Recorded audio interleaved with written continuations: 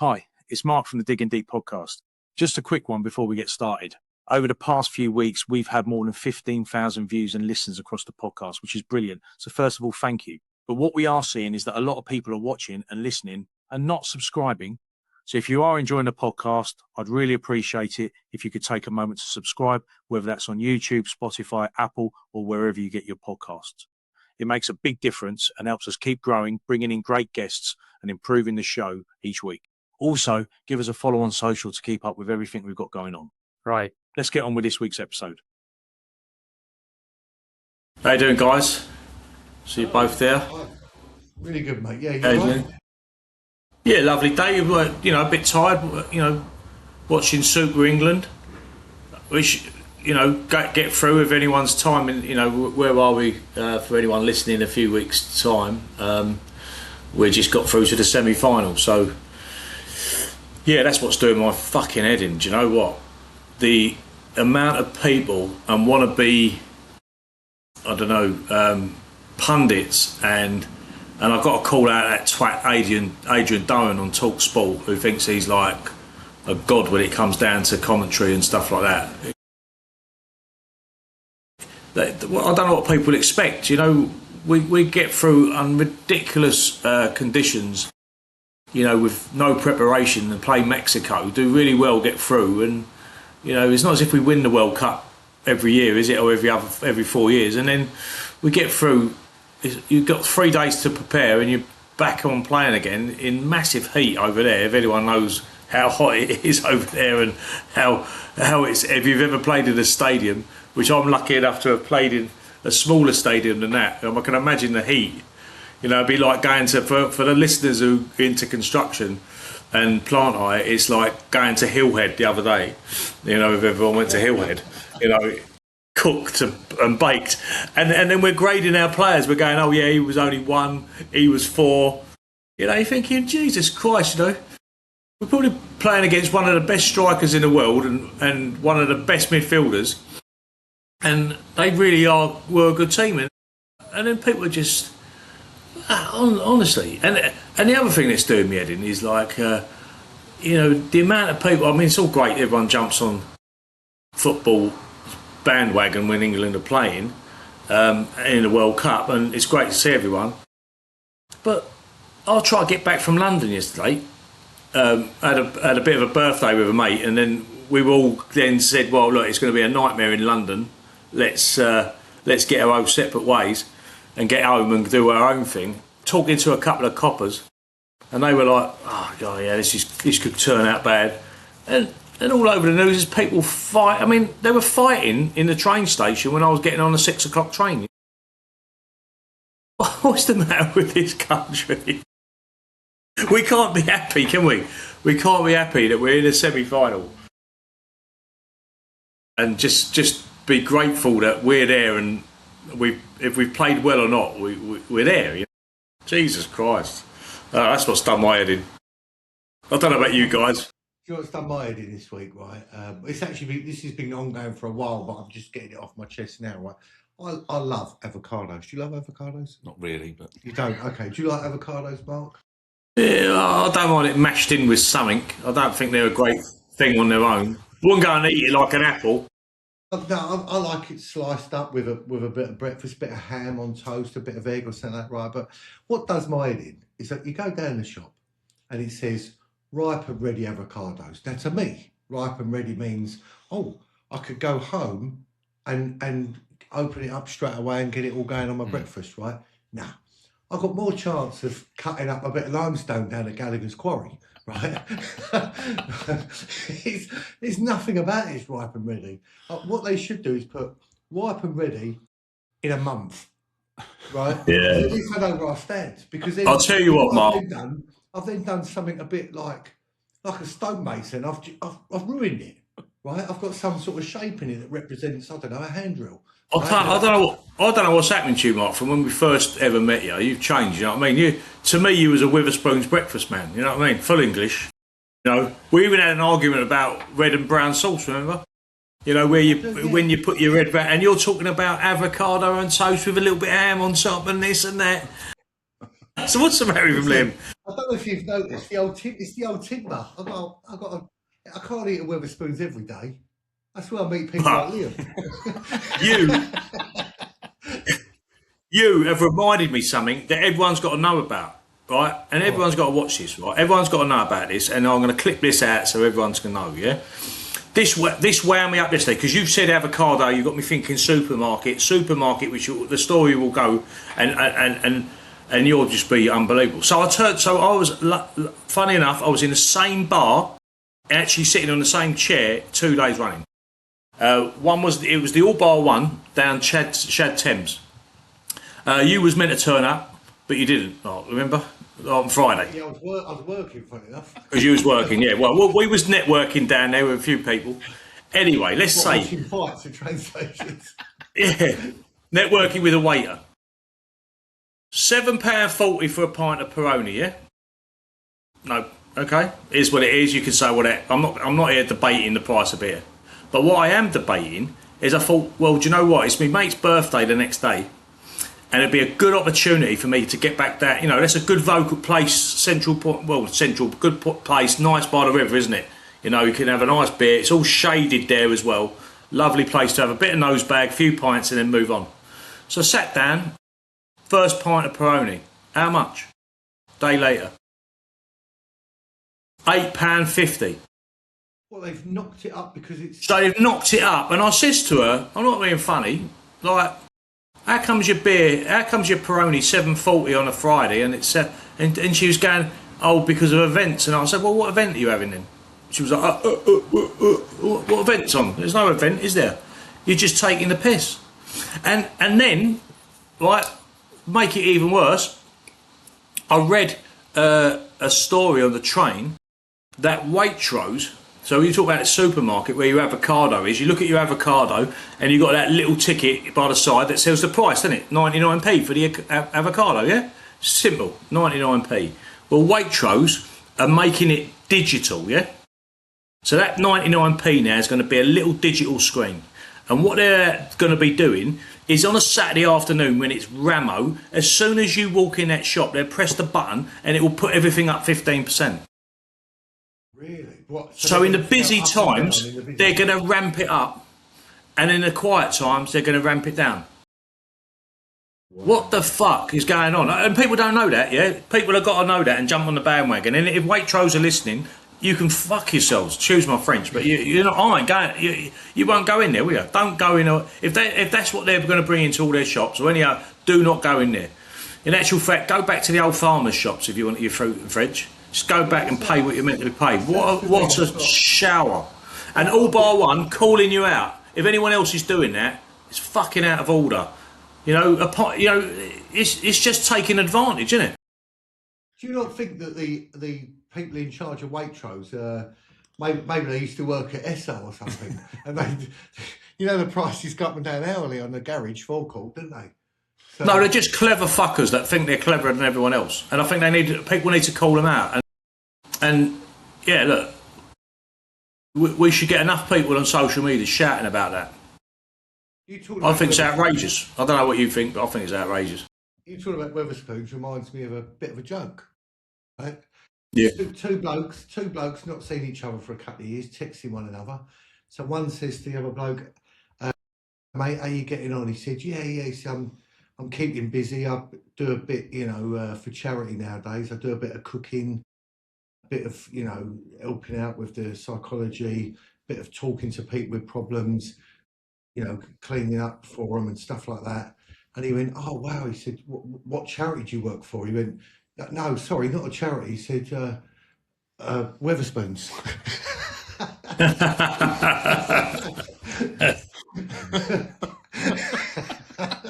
Don't worry, listeners, we'll cut that one out. Yeah. What about you, Liam? What's been doing your Sweden? Well, I don't get as passionate as you've got as passionate about there, Mark, but certainly for me, it's the world of the ratchet strap. Oh, yeah. I don't know, they seem to appear from nowhere. I've had a couple of instances over the past couple of weeks where I'm driving down the motorway and all of a sudden, I'm dodging a ratchet strap. Then all of a sudden it's lane closure, and you're thinking, Yeah. why have we got the lane? You're delayed. Oh, they're removing a ratchet strap. I don't know. Are they on a set timer that they only do a certain amount of time on the back of a lorry before they go ping and disappear and come off and cause us havoc? I don't know. Whoever's making ratchet straps, they must be making an absolute fortune because they're always going out and going on the floor. And when they get baked in, they're a real bastard to remove. Yeah, but the reason behind that, Liam, is because the rest of us, we built that bridge and that motorway to get away to Kent, yeah, to keep you lot out. It was every 5 minutes it's shut down. You can't get through the tunnel or over the bridge, and there's an accident. And that's just really to piss you lot off. And I hope that the people in Kent, like all you boys in Kent, will just stay in Kent, and the rest of us can get on with London. Are you insinuating that it's people like yourself, Mark, launching Yeah, the I just throw them out the window.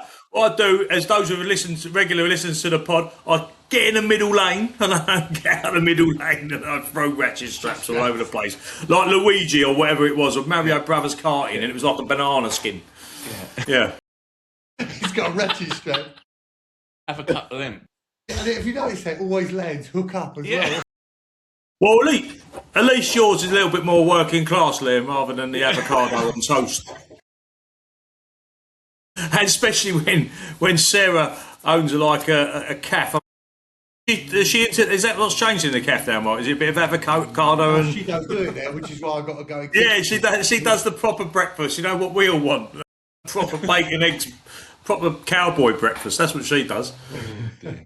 That's God. You've got me going now, boys. I think we'll have this whole episode might be what's doing your head in. So on the Friday, I met a couple and a customer and a couple of friends of ours that you know, like was doing Mark and Darren Cummins and Robbins, and I said, oh well, let's meet for a breakfast then. And the other and the customer, one of the guys that I was going to meet I said, come along, we'll have a foursome, in this breakfast.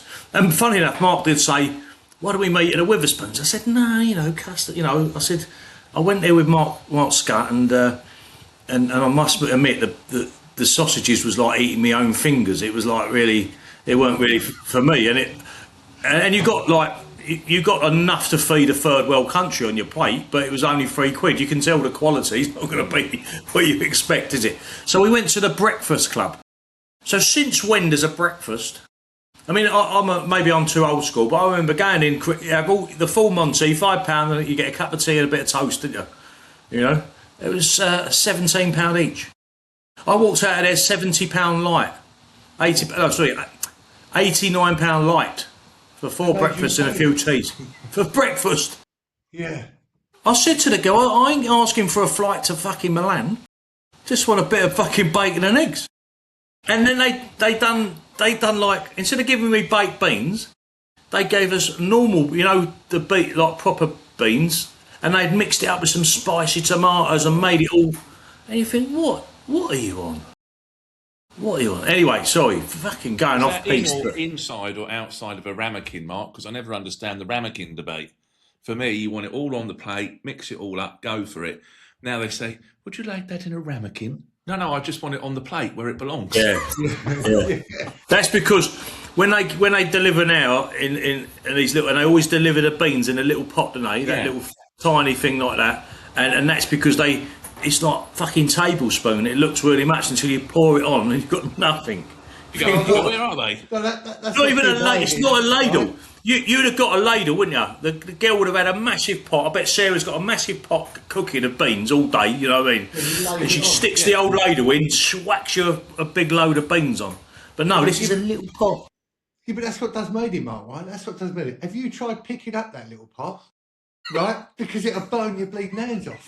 You go, why is my beans in a little pot? I want them on my bacon. You go and pick it up. Oh, God. Yeah, you get scalded. Yeah, so then you try to do some manoeuvre with a knife and fork, couldn't you? Yeah, and then it goes over the whole plate, halfway across the table. And then you got all this some more. Can I get a cloth, please? Yeah. Blue roll, yeah. Anyway, exciting news, guys. Exciting news.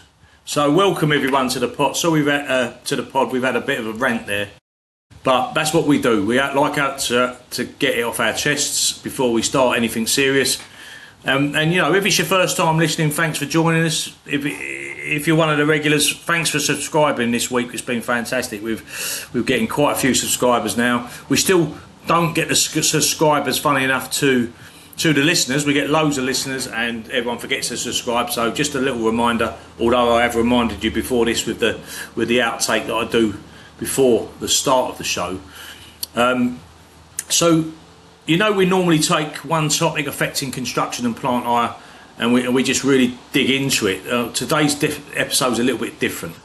So with Mark's Stato brain and my just determination to really get the truth about what's going on in the construction industry and what's going on, we've been chatting about different aspects in the last few weeks, and I think we've really built up our customer base, our listener customer base, whatever you want to call it, customer base, our listener base, based around these topics. So today we're launching something we've spent months researching, writing and debating, and that's the very first Digging Deep UK Plant Hire Industry Report, which is available to download from the website diggingdeep.co.uk. Go on there, listen to all the pods, but more importantly, on the front page, as soon as you get there, go to the reports, put your email in, download 150 pages of sheer, unadulterated plant hire porn. That's what I can tell you. And why we produced the report, before we get into to the numbers, I wanted to explain why we've actually produced the report. Because over the last 12 months on this podcast, we've interviewed lots of different types of people, manufacturers, some rental companies, hire, people who've been in hire, finance specialists, vertical days, we've done some times at that. So, different salespeople, all sorts of things. Every conversation seemed to come back to the same questions. Why are some hire companies consistently making money while others are struggling? And you'd think that there was a system in place that everyone would follow because we've been around for so long, and everyone would do okay, and it would just be down to competition. But why do some businesses seem to keep investing regardless of the market, which is debatable where it's up or down, you never really know, while others appear to be continually restructuring? Has the industry become too competitive, we're going to ask? Has it become too complicated? Is it bigger, really better? Is running, and we had this debate with the national versus independent, being a big hire company, is that where it needs to be anymore? Is it that's just old school now? Too many products, too many services, don't really know what you do, don't get a personal service. Has growth actually created problems that didn't exist 20 years ago? Which is quite interesting, because 20 years ago, 30 years ago, when I first started out, it was all about consolidation, buying up hire companies to become the biggest and the best. Hence where Speedy came from, and A-Plant, which was Sunbelt, and everyone else, Gap. Everyone seemed to have an opinion, but very few people were using actual evidence of what I believe of the best model was. So rather than continue debating the options, we decided to start gathering some facts, which Mark's got his nut down and had a look at. We analysed public available company accounts. They're all available. Annual reports, investor presentations, company house filings, you name it. We looked at it. So this is all benchmarked, 12 of the UK, all benchmarked from these reports. Public available reports. We haven't made it up. This is what's in the public, and we benchmarked them against 12 of the UK's best known hire businesses using exactly the same approach for every company. And what we'll probably do in the future is could probably benchmark every hire company in the UK in the same format. But we picked the 12 that we thought were the juicy ones, and the majority of people would know. So apologies if you're not in there. That's the way it is. We weren't looking to praise, we weren't looking to criticise. We were just looking to create a league table based on we were looking to create league tables based not purely on turnover and bits and pieces, but everything to do with that business, and create a scoring system that you thought, yes, that business is actually doing what it says on the tin, and that one it isn't, So what does the evidence tell us? So before we'll get into the debate of that. And Mark's been reading, he's got probably a longer thing that I'm talking about going forward on what the report's about. But it isn't. It's only meant to be a little bit of a debate package. There's going to be people that are going to come in and disagree with some of the items on there, but perhaps it's open for debate. Download the report and have a look. And it's definitely what we're not trying to offer here. Just want to make sure that everyone's aware. We're not trying to offer any kind of advice on investment. We haven't tried to do an audit, and it's not sponsored by any manufacturer or rental company. And as I said, it comes from public available information. I think, though, debate is healthy. I think that this is what we do the show for. If the report starts better conversations in the boardrooms, in the depots, manufacturers across the UK, then we've achieved exactly what we set out to do. And today we're going to go through the report chapter by chapter. It might end up in two parts, this, depending on how long we go. But let's some of the juicy things. What I think why we first did it is me and Mark was researching a few bits, and we found that the UK's second largest hire company, as traditional hire company that is, ranked 11th in the quality index of our report. And we thought, hold on a minute, that single result explains why we felt that we needed to do what we're doing, because they're second biggest, but they're ranking 11th, and that's just out of the 12 of the companies we did. If it was a league table, I don't think they'd be in the top 30 or 40, considering the money they lost already this year, or last year's accounts. So Mark's going to do the numbers. Liam's going to tell us whether those numbers reflect what's actually happening in the real world. So let's get into it. Sorry for taking so long there, Marky, but what do you reckon? Well, it's a really interesting report, and it's quite in depth. And I'll tell you what, it did surprise me. As you said, Mark, 12 companies benchmarked, which represent 2.6 billion in combined revenue. So it's not based on one or two businesses. It's a meaningful cross-section of the UK plant hire market. One of the biggest surprises was that the largest businesses weren't the most profitable. The report suggests the business model quality is becoming more important than fleet size, and family-owned businesses and specialist infrastructure operators consistently showed stronger profitability signals than many of the broad national generalists. And if we drill down into a few of the names, really interestingly, Gap Group achieved the highest pre-tax profit margin at 12.1%, despite not being the largest. Agreco achieved the highest PHPI score of 88 of 100, which shows us that technology-led solution providers can outperform the traditional hire models that we're used to, yeah? Flannery's committed 448 million to fleet investment, and that demonstrates confidence in the infrastructure sector rather than general construction. And it's a really interesting report, and it shows it is a great pipeline.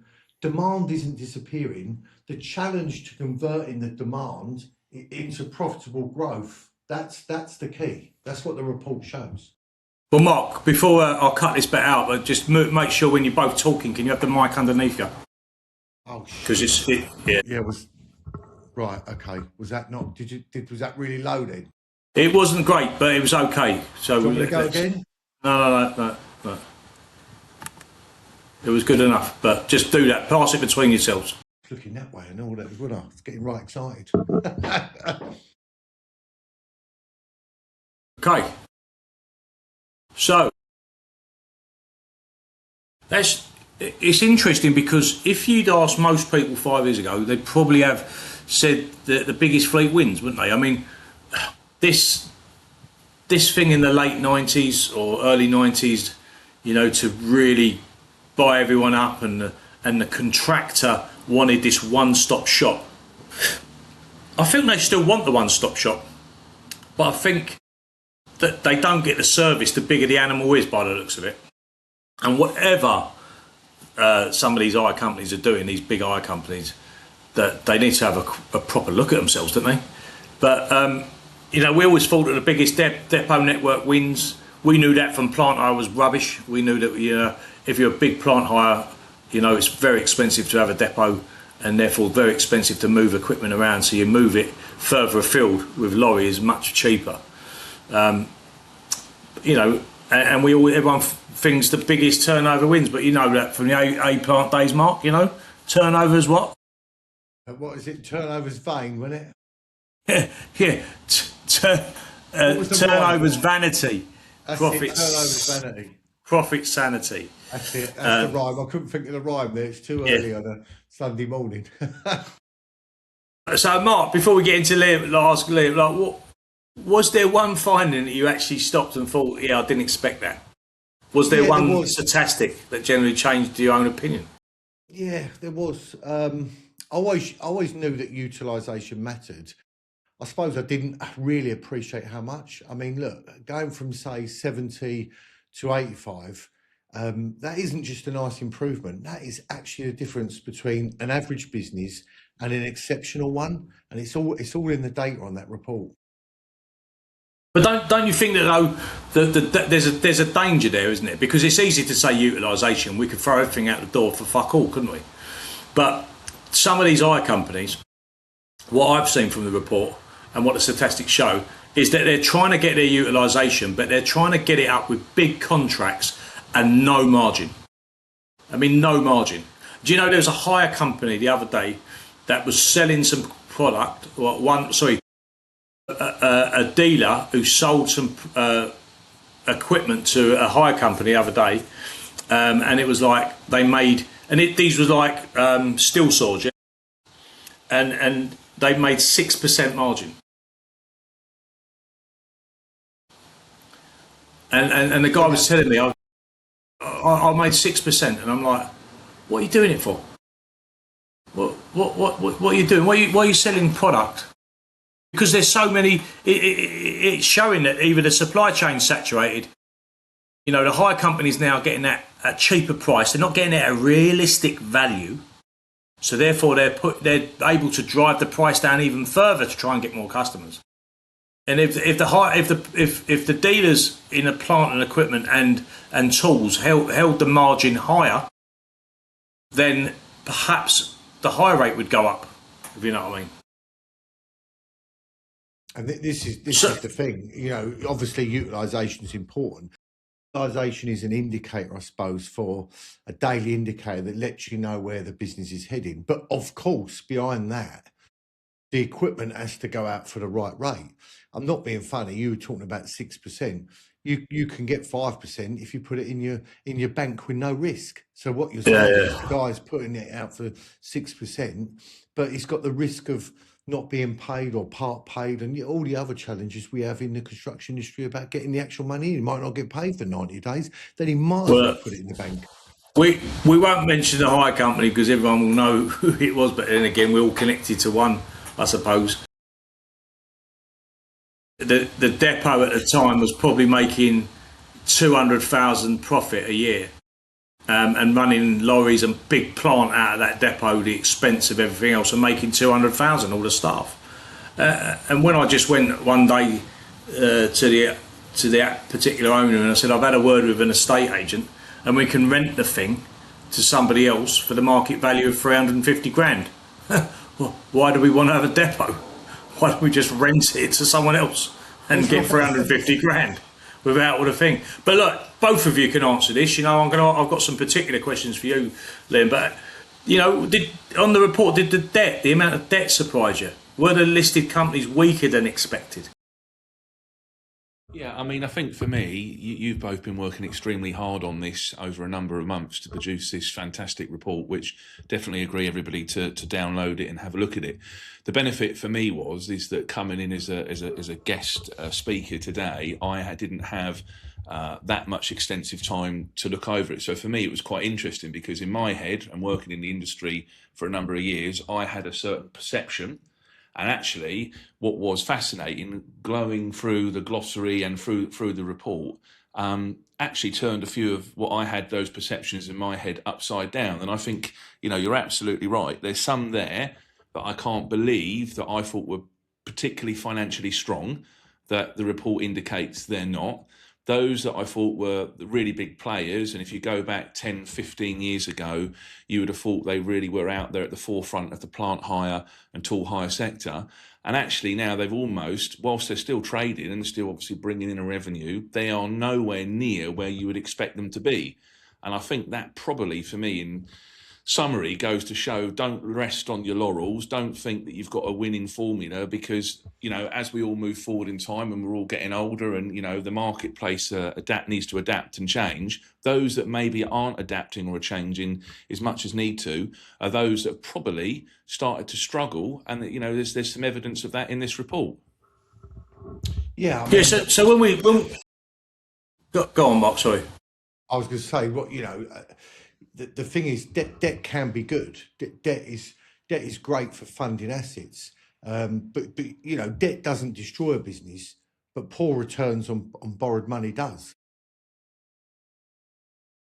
Yeah, yeah. Look, I'm not trying to call people out, but the one that stands out, and we've mentioned it already, was Speedy. Yeah. So when people read the report, you can see second biggest in that group of 12 after Sunbelt, and they're number 11 with a £38 million loss. Now I think to myself, hold on a minute. Look at the work that Sunbelt and Speedy are chasing, and the type of contracts they're trying to win. And it's not from us, but it comes from the industry, and people have spoke about it already. It's definitely a lot of it price driven. And yes, they're offering great services and different bits and pieces. The tool hire side of business in industry seems to have evaporated in the last 5 to 10 years. People do not go out and hire a lawnmower anymore, do they? Them type of products. They don't do that. When you used to open your little hire shop on a Saturday, you'd have a queue round there. Everyone wanted their little grinder, their little bit of DIY, didn't they? They were big. Everyone hired something. They paid a premium on the weekend. No one does that anymore. No one hires that type of product, little drills and stuff like that. So you think to yourself, why haven't Speedy known that? Because they've seen that over the last 10 years more than anyone, their decline in that kind of sector. And why haven't they pulled away from that and gone, do you know what? In actual fact, why haven't the big hire companies gone, do you know what? Tool hire is just not our thing. There's no margin in it. All we're doing is a fight to the bottom to try and get the biggest thing. Why don't we just let the independents get on with that, and let's specialise and do niche products? When you look at a company that people will argue if they're a hire company or not, to me they are. Greco, because they've got more hire product out there than anybody. That's why they're the biggest and the most profitable out of everyone, always, because they've got that niche and they concentrate on what their specialism is. Whereas, like Speedy are trying to be, I don't know, they're just trying to be like Tesco's, aren't they? They're just trying to give you everything.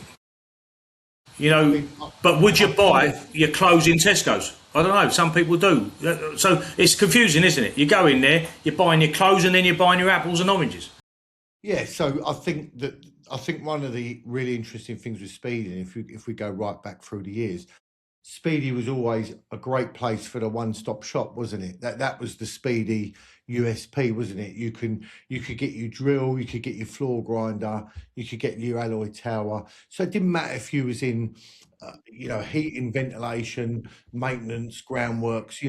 You could get all your action from Speedy. But I think where the market's changed and adapted now, and that report tells us this, is that you've now got to go lean. I think you've got to get rid of the products, like you said, Mark, the lawnmowers, the wallpaper strippers.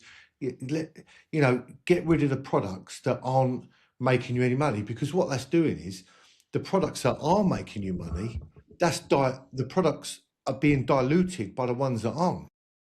Well, and the biggest word of the year, or the hire industry, if you said you had to mention certain words had to associate to the hire industry, the one that we always hear in it was loss leader. Yeah, well, we've got to put that Bowser out for £20 a week because they're going to take 3 machines off us. But the Bowser's cost me £30 a week in finance. Oh, but it's a loss leader. We get the rest of the work. And I think that's okay in certain aspects. If you had one Bowser on a site that you weren't really making money, but you had 150 machines on it. But when you've got so many loss leaders, And that's what it seems to be, because nobody counts how many lost leaders you've got in the business. But it seems that the tool hire in particular, those type of companies have so many of that phrase. Liam, let me just get you into the conversation a bit there. The report suggests that focused businesses appear, the focused independent perhaps businesses, the niche ones seem to outperform like these broader businesses, the speedies and that. Do you see that reflected on the ground level with your business? Yeah. I think there's definitely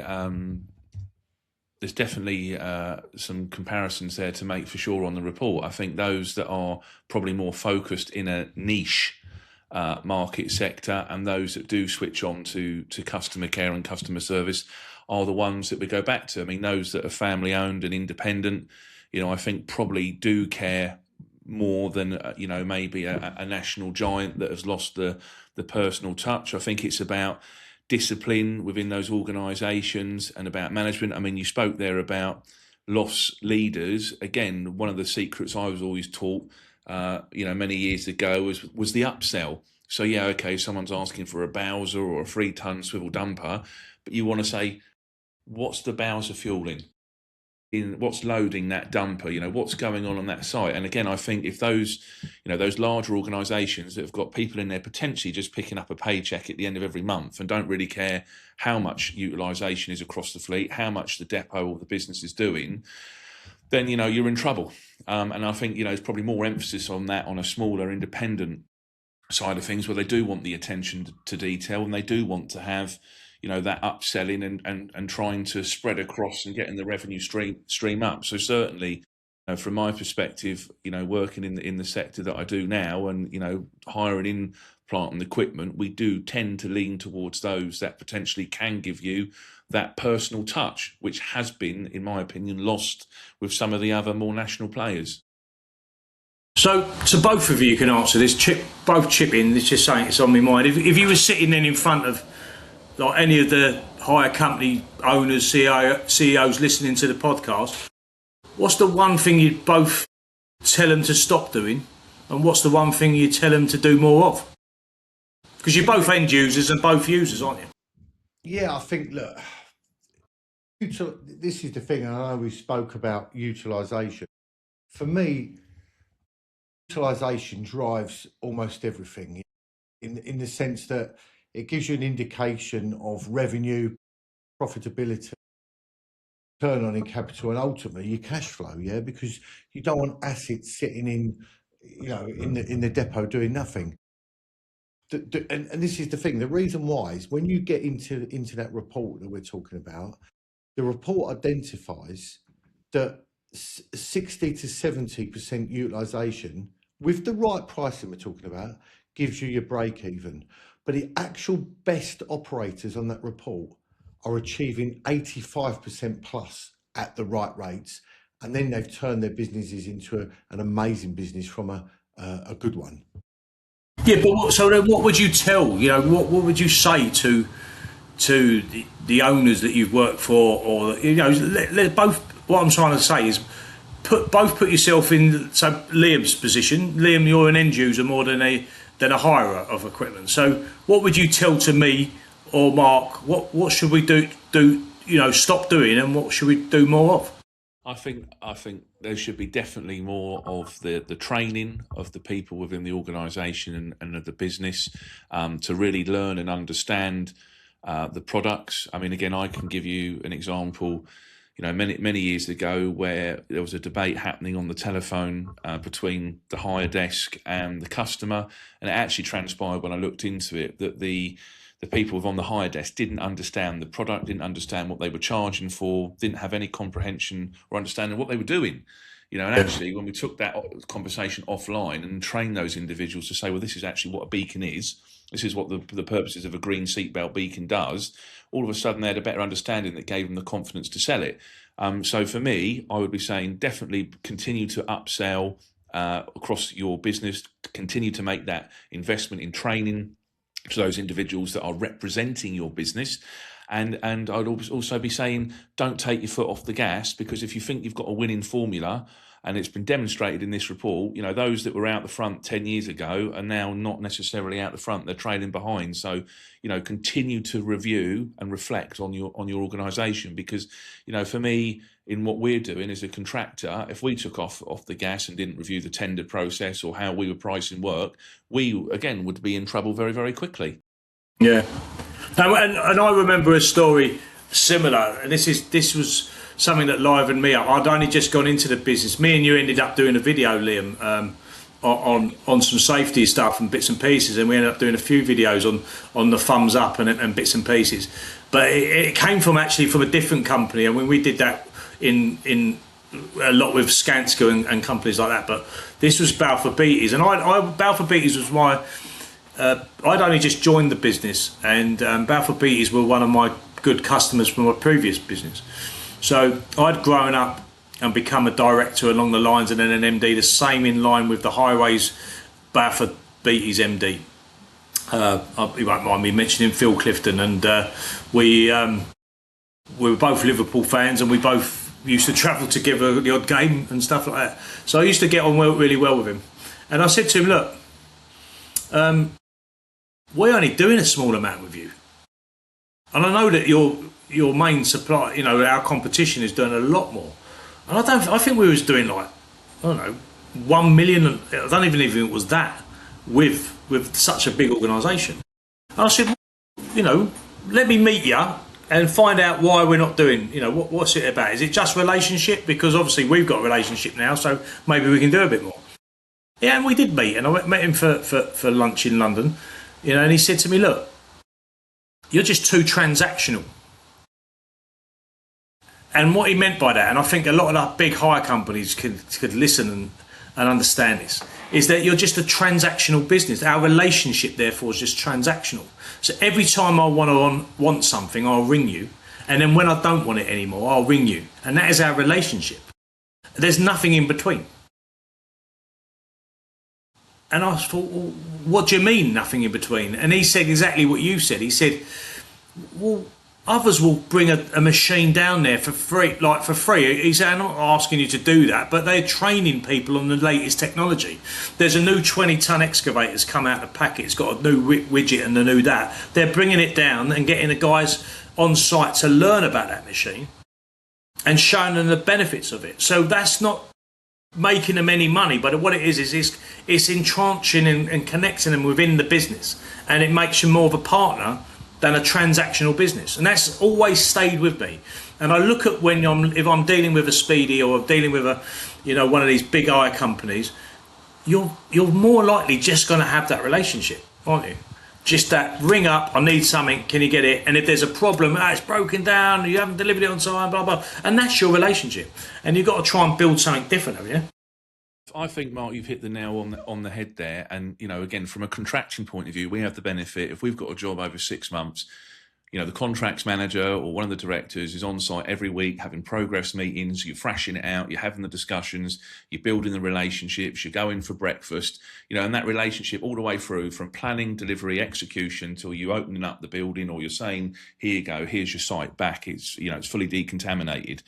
In plant hire, 100%, Mark, you're absolutely right. You're only ever phoning them. It's very transactional. And again, there's that analogy that always comes to me is, well, you only ever remember when you're driving down the road, the person that cuts you up, the person that, gives you the hand gesture, the person that really pisses you off. You don't actually remember the woman that gave way to you at the lights, let you have the parking space in the shopping centre.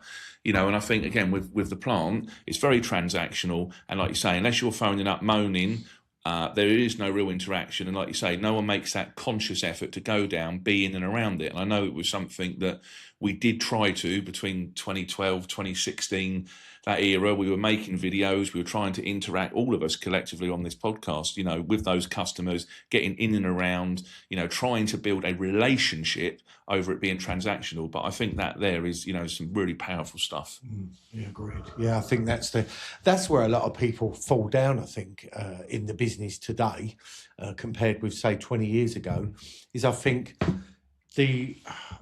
sometimes I think technology is a hindrance a little bit as well. It's very easy to do an email. And I think, when the key thing is, and you said it, Mark, if someone rings you to on hire a machine or off hire a machine, the reality is, if that's done by a phone call and you've got the right relationship, you can have a bit of a laugh. How's your day going? Did you watch the game last night? How's your weekend? I'll pop up and see you soon. But when it's done using technology on an email now, or even now what's becoming popular is the on and off hire app. And so the trouble is I go on the app or I go on my email and I put on hire machine or off hire machine, done. No one's asked me, did I watch the game? No one's said they'll be down next week. No one's, and so technology can be at risk of making you even more transactional. But don't you think then the conversation? I had this conversation on Friday, funny enough, and a friend of the pod, and you know, he said something. Is we have these debates about the hire industry, and we were talking about, funny enough, about the one that's blowing up, one of our episodes about the salespeople wanted anymore. You know, is there room for sales? That's got some debate going on in the industry at the moment. It's quite funny, and I'm meeting people and they're going, "Oh, you know, that's a great debate." And basically, what the strength of it came out of it is that a lot of people think that there isn't salespeople anymore. All the new salespeople want to come through. They want to just be account managers, and they want to look after what's nice. So you give them the customers and they look after them. It's all woolly. But the one conversation, when we had that conversation, and we got into the debate of it, and then we got into a bit of this where some hire companies are doing this and not doing that well. The one thing that bloke came out and said, he said, look, the thing that no one talks about in this industry is profit. We always talk about utilisation. We talk about revenue. We've won that contract with Balfour Beatties. It's worth £3 million to us. But no one talks about profit. Our businesses in this structure of the hire industry, sometimes it amazes me how no one is built around the profitability of their business. It's all about chase the utilisation, which will get the revenue, then eventually, and profits mentioned 4 or 5 down the line. Whereas really it should be, right, I've got this contract coming up for Thames Water, everyone's on it. Sunbelt, all the users are there, Speedy, Gap, CW, everyone's there trying to get this work. But who sits there in their boardroom and goes, okay, well, how much profit do we want to make out of this? Well, what do you mean? Well, I think it's worth, you know, £10 million a year to us. Okay, well, we want 2 million profit, and let's work our prices back from there. But they don't, do they? They just, that's where I think things are going wrong. But that's a personal thing. But do you think operators spend too much time then chasing turnover, and as competition become irrational because they're trying to win every bit of work in every sector? Therefore, they're diluting perhaps the skill set. I think there, Mark, you know, the business has certainly changed. The industry has changed, you know, and it is much more cutthroat and it is much more demanding. And you know, I think sometimes there is that pressure maybe within organisations to perform. You know, again, you look at deliveries. Oh, well, I want a pre-10 a.m. Oh, don't worry about that. I'll do your 8 a.m. You know, and again, it falls down because potentially it doesn't get delivered. Then you've got the old classic, which I know has come up time and time again. When you talk about, well, he's offering it for $495 a week. You know, can you beat $495? And it's a Dutch auction straight down to, you know, rock bottom rates. And then, of course, you've got because it is a very competitive market sector now as well, you've got the classic, well, if you don't deliver on that or you don't offer that to me, then guess what? I'm going to go elsewhere. You can shut your account and you can close it down, and I don't want to trade with you again. So again, there's that fear perhaps of not wanting to lose your customer database. There's that fear that, you know, you don't want to upset the customers. So again, it's a vicious spiral. And, you know, one of the things I learned early on in a great phrase is behavior breeds behavior. So, you know, if you've got that mentality and that mindset, and then you've got, you know, 3 or 4 people all fighting over the same potential bit of revenue stream off of a project, it's a vicious circle straight to the bottom. And like you say, profit gets lost. But don't you think though that, I mean, I'm not trying to go back onto that sales thing again, but one of the bane areas and it's a bane in my eyes because operationally I had to deal with this. So if the younger generation, for example, this is, I think, what's happening with certain bigger hire companies, they do hire a lot more inexperienced, younger people, obviously, which is great. They're trying to get new blood into the business, yeah.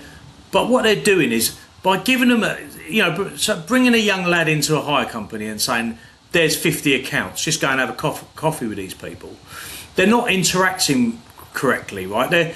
And all they've become as an account manager is like a mobile hire desk, because the rep is trying to keep hold of that customer. It's my customer and they only want to deal with me. So what happens is that you're getting all the information, and it's amazing because in theory you should never fuck up a hire, but the hires get fucked up every day because information isn't passed correctly. So I now take the hire because I'm the only one who wants to talk to that person, and then I send it to you two guys on the hire desk who then do exactly the same thing with it. You price it, you put it on, and you put it on. So do I need you in my business or do I need me? And this is where it's wrong. The skill set surely, and the way to be efficient is to build a relationship. And I drew that thing years ago. Do you remember that triangle? So I put two triangles with the 2 points pointing each other. And my point was that that point there is normally the only connection you have with your contractor and your hire company. And if you built that out of wood as two triangles with the pointy end pointing at each other, it's easy to snap. And that's because the hire guy, the rep can go in somewhere else and the relationship's broken, or the procurement guy goes somewhere else and it's broken. Whereas you put it round the back to front and you've got the flat end of the bottom end of the triangle together, and then that's a strong join. And all you've got to do then is say at the top, the directors need to know each other, the credit control needs to know each other, the salesman, yes, needs to know the person, but so does the hire desk. Those people need the better relationship, surely, to keep that relationship going. Because, look, how many times, if your operational team can't deliver what you're selling, how is that going to affect my relationship with you? And I think there's loads of that goes on in hire. And that's where people don't look closely enough. And I think that really is where I think the bigger hire companies are struggling. Because if I go to an independent and you two you're the independent and you're the direct, if Mark, you're the owner and Liam, you're the rep, and I'm not getting what I want, but I know you, Mark, I feel secure. You're not needed every day, Mark, but you are when the shit hits the fan, and I feel comfort at that, and I give you another chance. Whereas with a Speedy or a Sunbelt or whoever, and it's so hard to get to the top, if you piss me off, I'm not likely to be able to find anyone to be able to solve it, so I'm just going to move on. And the amount of people I've spoke to that move, oh yeah, we don't deal with Speedy anymore, they're this. Oh no, who are you with now? Oh, we're with Sunbelt. And then the next, oh no, we don't deal with them anymore, they were just really rubbish. And you think, hold on a minute, these are experienced companies, but there's a relationship problem there, broken, isn't there? There really is. But look, Agreed. I think what we can do is maybe, I want to go on to another bit. I want to, we've covered the headlines. We understand why we produced the report, really, and we kind of know what's in a way what surprised us. We'll get into a bit more detail, but before we get into the numbers, and that's what we're going to do on the next episode. We just get into the numbers. We'll get into, what the UK plant hire market, financial intelligence, if you like, what it really told us, and maybe get into a bit more on the pages about who did what, and have a look at some of the hire companies in depth. Is that good? So this is a good introduction. Keep tuned. Watch out for next week, because we've given you a bit of a flavour. Download the report, and we'll get into it again next week. Good debate, guys. The opinions expressed within this podcast are solely the individuals and do not reflect the opinions and beliefs of the sponsors or its affiliates.